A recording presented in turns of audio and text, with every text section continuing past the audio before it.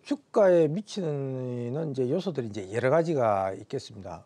금리라든지 환율이라든지 그다음에 이제 국제 유가라든지 뭐 요즘 최근에 이제 불거지고 있는 미중 간의 그 무역 분쟁이라든지 네네. 그다음에 이제 미국 연방 정부의 이제 셧다운. 셧다운. 근데 사실은 이제 미국 정부 이제 그 셧다운 문제라든지 네.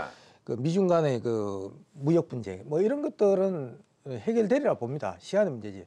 특히 이제 연방 정부의 셧다운 문제는 제가 볼 때 뭐 1월 초쯤이면 뭐 충분히 이제 해결될 수 있는 그런 거고요. 아주 이제 주가에 영향을 미치는 부분이 굉장히 이제 적은 부분이다. 이렇게 이제 보시면 되겠고. 네. 그 미중 간의 무역 분쟁도 마찬가지입니다. 그거는 뭐 언젠가는 뭐 이제 해결될 것이다. 물론 이제 트럼프를 저는 크게 믿지는 않습니다만은 시간은 걸리겠지만 언젠가는 정말 뭐 완전 군사적으로 정치적으로 완전히 이게 이제 깨지지 않는 한은 언젠가는 해결될 것이다 이렇게 보고 있고요. 가장 중요한 것은 우리가 금리다 이렇게 보시면 되거든요. 미국의 금리. 그러니까 리먼 사태 이후에 지금 이제 금리가 현재까지 6번 정도 인상을 했거든요. 네네. 6번 인상을 했는데 제가 작년부터 어떤 말씀을 드렸는가 하면 금리가 한 번 내지 한 뭐 4번 정도 할 때까지는 앞으로 이제 경기가 좋아질 것이라는 기대감에 주가가 상승을 할 수가 있겠지만 금리가 5번, 6번 인상하고 나면 아무래도 기업이나 소비자들 굉장히 부담되겠죠. 그죠? 네네. 그렇지 않습니까? 그러면 소비가 위축되기 마련이고 기업의 영업 실적이 감소하게 될 것이고 그러면 주가는 하락 국면으로 돌아선다는 얘기죠. 그래서 제가 지금 주식 그 전문가 경력이 20년이거든요. 네네. 통계학적으로 보면 한 6번 정도 하니까 대세 하락으로 돌아서더라고요. 그래서 작년에 이런 말씀 드렸어요. 2018년 하반기부터는 5번, 6번 정도가 되니까 대세 하락으로 돌아설 거다. 근데 그게 정확하게 맞아떨어졌습니다. 그래서 2019년도 마찬가지예요. 지금 뭐 파월이 이제 비둘기적인 뭐 발언 이렇게 해가지고 뭐 금리 인상을 내년에 뭐 3번 할 걸 뭐 2번 할 것이다 이렇게 얘기는 하고는 있습니다만 2번이나 3번 하는 건 마찬가지 아닙니까? 네네. 예, 금리 인상이 그렇게 되면 내년에 한 8번 하게 되는데 상당히 기업이나 가게에 이제 부담이 될 수밖에 없고 기업들은 이제 투자 위축 그다음에 소비도 마찬가지죠. 소비자도 소비 위축으로 돌아섬으로써 역시 마찬가지 현상이 나오겠죠.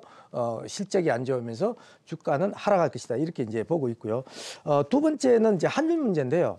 우리가 원달러 환율을 보더라도 최근에 이제 그 1100 한 12원대에서 이제 1100 한 40원 이제 박스권에 이제 박스권으로 이제 왔다 갔다 하고 있거든요. 등락을 거듭하고 있는데 제가 봤을 때는 현재 그 환율이 이제 박스권 하단 부위에 와가 있거든요. 그래서 기술적으로 보더라도 이제 그 환율이 이제 상승할 수밖에 없다. 그래서 환율이 상승하게 되면 이제 그 금리 차 때문에 또 자금이 빠져나갈 수밖에 없거든요. 그래서 다음 주 연초부터 좀 좋지 않은 그런 현상이 좀 나올 것이다. 주가가 하락 국면에 좀 나오지 않겠냐 연초부터 그렇게 보고 있고요. 또 국제 유가도 우리가 잘 봐야 됩니다. 이 국제 유가도 지난번에 한 75달러죠. 지난 여름에 한 75달러까지 갔다가 지금 44달러까지 내려왔거든요. 저는 40달러도 깨진다고 보고 있거든요. 주가가 국제 유가가 40달러 밑으로 내려가고 하방으로 내려간다는 거는 결국은 경기가 안 좋아지기 때문에 유가의 수요가 적다는 얘기죠. 유가의 수요가 그만큼 적게 되면 어차피 유가는 밑으로 내려가게 돼 있거든요. 그래서 국제 유가의 측면을 보더라도 대세는 하락 국면이 분명하다 이렇게 이제 볼 수가 있겠고요. 잠깐 기술적으로 제가 한번 거래소를 잠깐 한번 보도록 하겠습니다. 자, 거래소 그림을 한번 보시면은 지금 이동평균선 보시면은 여기 이제 그 고동 색깔이 이제 21선이 되겠습니다. 21선하고 녹색 선이 61선이 됩니다. 그래서 대개 26시 골든 크로스가 나면 우리가 거래량이 폭발적으로 일어나면서 주가가 상승한다고 그러지 않습니까? 그 반대 현상은 뭡니까? 데드 크로스 아닙니까? 그렇죠. 데드 크로스가 난다면은 주가는 하락 국면으로 돌아서는 거거든요. 그래서 지금 21선하고 61선 데드 크로스 직전으로 이제 보여집니다. 그래서 다음 주면은 20일이나 60일 이제 데드 크로스가 나오면서 한 번 더 주가는 하방으로 내려갈 것이다 이렇게 보고 있습니다. 그래서 상당히 연초부터 주가의 흐름은 좋지 않을 거다 이렇게 보고 있습니다. 남북 정상회담, 그다음에 북미 정상회담을 거치면서 큰 폭의 상승을 거쳤습니다. 특히 이제 많이 오른 종목은 뭐 철도 관련주 뭐 한 바닥권에서 한 300에서 한 400%까지 올라왔고요. 다만 이제 이런 종목들이 이제 올해도 좀 이어질 것이라는 건 좀 상당히 어렵지 않겠냐 이렇게 이제 보고 있는데, 물론 이제 앞으로 이제 북미 고위급 회담이라든지 북미 2차 정상회담이 남아 있습니다만은 재료의 또 신선도도 상당히 좀 떨어지고 있고, 사실 이제 미국 정부도 그렇습니다. 트럼프도 급할 일이 아무것도 없습니다. 이미 중간 선거도 끝났고요. 그래서 트럼프를 신뢰할 수 없다. 그런 측면에서 본다면 남북 경협 섹터는 2019년도에는 계속적으로 이어지지는 않을 거다 이렇게 보고 있고요. 새로운 유망 섹터로는 제가 수소차 섹터를 보고 있습니다. 수소차. 예. 근데 수소차 같은 경우에는 최근에도 좀 움직임을 보여줬었잖아요. 예. 뭐 특별하게 또 이유가 더 있으실까요? 일단 뭐 정북 정책주다 이렇게 이제 볼 수가 있는데요. 우리가 이제 수소차하고 전기차하고 이제 조금 이제 다른 측면이 있어요. 두 가지 다 이제 친환경차라고는 하지만은 수소차의 장점은 뭔가 하면 굉장히 이제 전기차에 비해서, 전기차는 뭐 충전하는데 뭐 몇 시간은 걸린다 하지 않습니까? 근데 수소차는 굉장히 충전 시간이 굉장히 짧습니다. 충전 시간이 짧은 데 비해서 주행 거리가 길다는 점. 예. 그것 때문에 정부에서도 좀 상당히 관심을 가지고 있고, 지난번에 문재인 대통령께서도 2번이나 또 시승을 했지 않습니까? 그 이후에 정부 정책주로서 지난 23일 산통부에서 2019년 그 업무 계획에 수소차 진흥 정책을 강화한다는 그런 내용이 있었고요. 특히 전기차보다 수소차 산업을 이제 빠르게 육성해야 한다는 점을 이제 강조를 했습니다.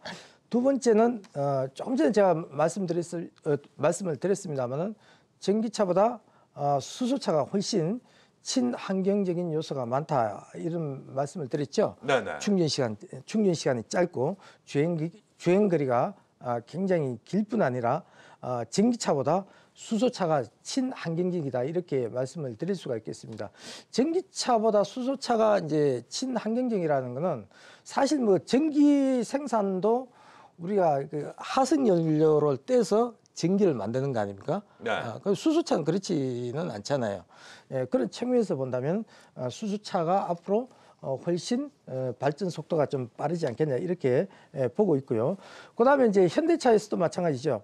현대차에서도 이제 중점 육성 사업으로서 수소차 시대를 선언했지 않습니까? 2030년도까지 7조 6천억을 투입을 해서 연간 50만 대의 수소차를 양산할 계획이다. 이렇게 본다면은 2019년도에는 수소차 섹터가 굉장히 크게 부상하지 않겠냐 이렇게 보고 있습니다. 종목을 제가 이제 3가지 정도 이제 준비를 해가는데요. 자, 현대 이제 모비스부터 해서 일진 다이아, 뭐 풍국주정, 중소형주, 대형주부터 해서 중소형주까지 이렇게 망라해서 제가 가지고 나왔습니다. 자, 현대 모비스 같은 경우는 뭐 최근에 이제 그 현대 기아차의 전기차하고 이제 수소차 친환경적인 이제 부품을 이제 공급하고 있습니다. 이제 그렇게 하기 위해서 친환경적인 사업에 이제 적극적으로 이제 진출을 하고 있고요. 캐파도 증설을 하고 있다. 그러한 점이 좀 상당히 부각되고 있고요. 두 번째는 그 지난 11일 날이죠. 12월 이제 11일 날이 되겠는데요. 수소 연료전지 이 공장을 기공을 했습니다. 그래서 현대차가 2030년도까지 수소차 연간 50만 대 생산하는 데 일조할 것이다. 이렇게 보고 있고요. 현대 수소 전기차 부분에 중추적인 역할을 하지 않겠냐 이렇게 보고 있고, 그다음에 이제 최근에 마찬가지입니다. 외국인보다 사실은 이제 현대모비스 같은 경우는 이제 기관 매수세가 좀 상당히 많이 이제 유입이 되고 있거든요.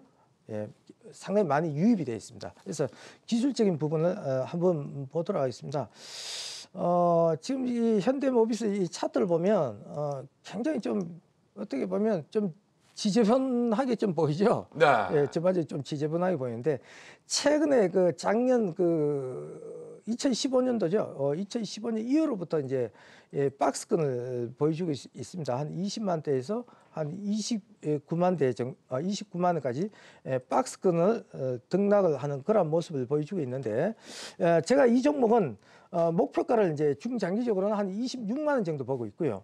손절가는 16만 5천 정도 제시하도록 하겠습니다. 그 수소차 이제 관련 자회사 일진 복합 소재의 그 중장기 성장 가능성을 보고 제가 들고 나왔습니다. 그래서 현대차의 그 수소 탱크를 이제 독점적으로 이제 납품을 하고 있고요. 미국하고 그다음에 유럽 인증 획득을 해서 향후 매출 확대 기회가 상당히 많다 이렇게 이제 볼 수가 있고요. 실적도 상당히 양호하다는 점, 그리고 매년 매출이 증가하고 있다는 점도 하나의 메리트가 될 수도 있겠습니다. 자, 기술적으로 보면 일진다이아 한번 보도록 하겠습니다. 자, 오늘도 뭐 한 10%대 넘는 강한 상승이 좀 예, 나와줬습니다. 그렇죠. 자, 일진다이아도 보면은 최근에 보시면 이제 거래량도 이제 상당히 이제 증가를 하고 있고요. 이동평균선의 배열도도 보시면은 정배열이죠.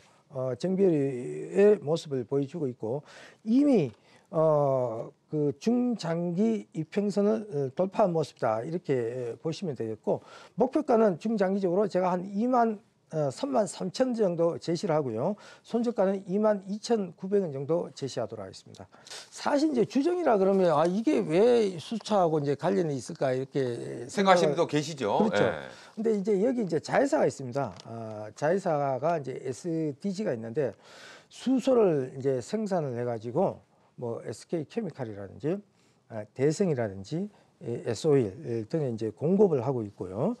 풍국 주정의 이제 수소 가스 매출이 2016년 대비해서 한 2배 이상, 2배 이상 증가를 했습니다. 그래서 206억에서 올해 한 428억 정도 2배 이상 증가가 예상되어진다. 뭐 곧 이 말은 무슨 말인가 하면 매출 증가세가 예상이 되어진다 이렇게 볼 수가 있겠습니다. 자, 목표가 중장기 3만 원 제시하고요. 손절가 14,000원 제시하도록 하겠습니다. 정부 정책의 이제 그 최대 수혜주, 이번 조금 전에 이제 말씀드렸다시피 이제 수소차 섹터 부분에 있어서 진정한 수혜주가 아닌가, 최대 수혜주가 아닌가 이제 이렇게 이제 보고 있고요. 이 회사가 왜 그렇게 이제 중요한가 하면, 사실은 이제 그 수소를 만들 수 있는 이제 유일한 업체다. 이제 계질 수소화 할 수 있다. 좀 상당히 어려운 말이죠. 네. 예를 들어서 이제 뭐 에코바이오에서 이제 메탄가스가 이제 나온다든지, 조금 전에 제가 이제 풍국주정을 이제 말씀을 드렸지 않습니까? 네네. 풍국주정 이제 술을 만드는 가정에서도 이제 메탄가스가 이제 발생을 하거든요.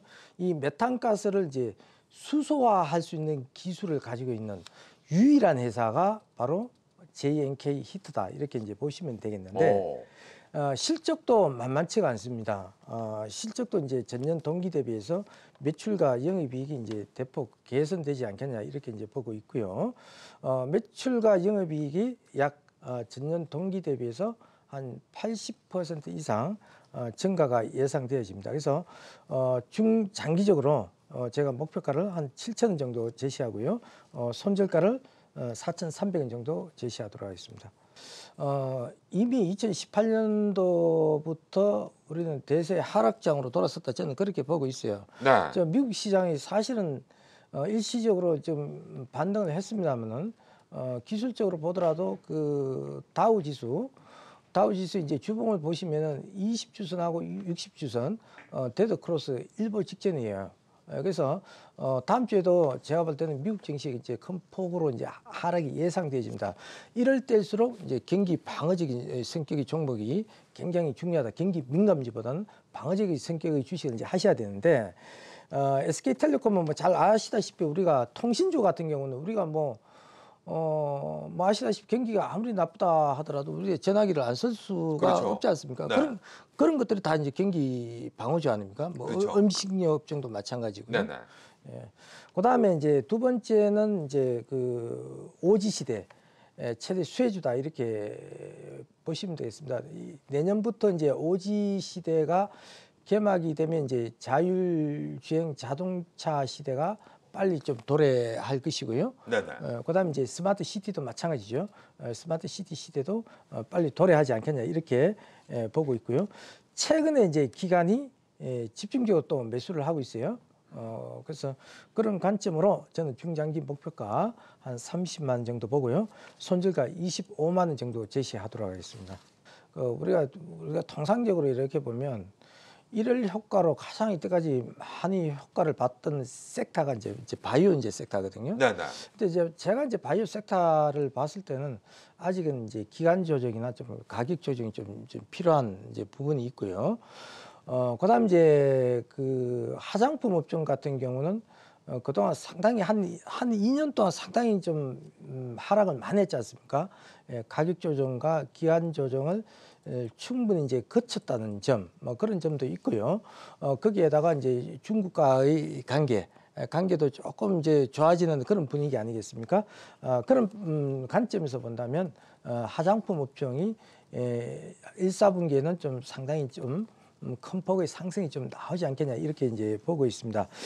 특히 이제 아무래도 이제 퍼시픽을 제가 들고 나온 이유를 이제 말씀을 드린다면 최근 실적 증가세에 대한 이제 기대감이 좀 상당히 크다 이렇게 볼 수가 있겠고요. 4, 4분기 매출이 전년 동기 대비해서 매출이 한 13% 증가가 예상이 되어지고 영업이익도 마찬가지죠. 한 6% 정도 증가가 예상이 되어집니다. 그리고 이제 특히 이제 중국 쪽에 이제 고가 제품과 저가 제품의 경쟁력이 상당히 좀 좋아지고 있습니다. 좋아지고 있고요. 화장품 산업 전반의 가당 경쟁 우려가 상당 부분 이제 완화되고 있다는 점. 그러한 점을 들 수가 있겠고요. 최근에 외국인이 집중적으로 매수하고 있다는 그런 관점으로 봤을 때 중장기 목표가 제가 27만 원 정도 제시하고요. 손절가는 19만 원 정도 제시하도록 하겠습니다.